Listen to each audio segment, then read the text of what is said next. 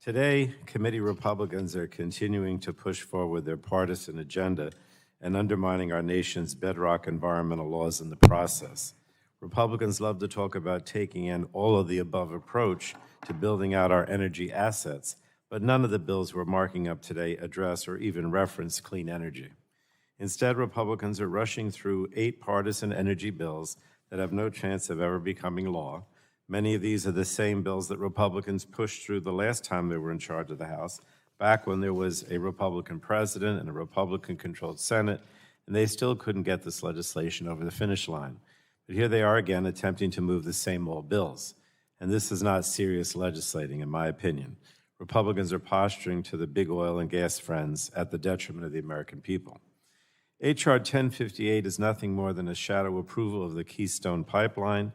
It establishes that every single cross-border energy project is assumed to be in the public interest unless proven otherwise, a pretty major assumption for Republicans to make unilaterally. H.R. 1130 removes the requirement that the Department of Energy determine that LNG exports are within the public interest. This Republican bill would lead to more American LNG being sent to China, and again, so much for Republican claims of being tough on China. Meanwhile, the 7 environmental bills we're marking up today endanger the health and safety of the communities we represent.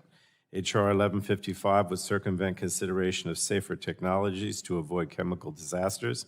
H.R. 1158 seeks to undercut the Toxic Substances Control Act, or TSCA, updates that were developed and passed on a bipartisan basis by this committee in the Frank Lautenberg Act in 2016.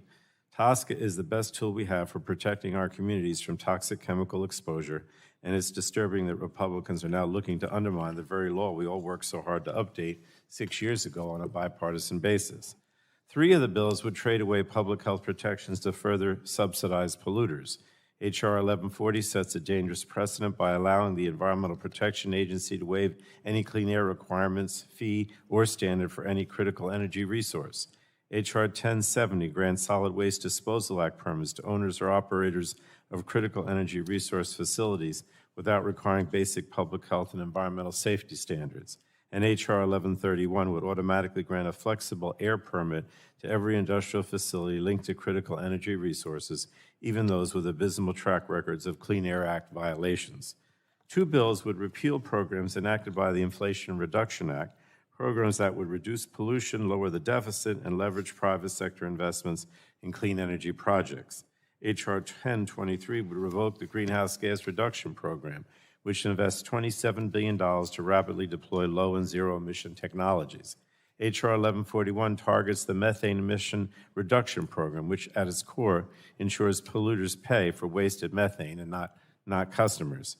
Taken together, these bills make clear that Republicans refuse to hold polluters accountable for the damages they cause to our air, our water, our communities, and our climate. While Democrats delivered historic wins for the American people by passing historic climate legislation that has already created more than 100,000 good-paying clean energy jobs, Republicans are here today actively working to undermine that progress and do the bidding of their polluter friends, and I oppose all of these bills. We'll also mark up 5 bills from the Innovation, Data, and Commerce Subcommittee. I support 2 of the bills that direct the Department of Commerce to prepare reports regarding ways to strengthen U.S. competitiveness. I also support legislation requiring mobile applications that are banned on federal devices to clearly disclose that information to all users who download or update the applications. We'll also consider 2 bills focused on data disclosure. While I support giving consumers access to information about their data, I remain concerned that these particular bills have been rushed through the legislative process without proper consideration of whether the required disclosures will be useful or just confusing to consumers.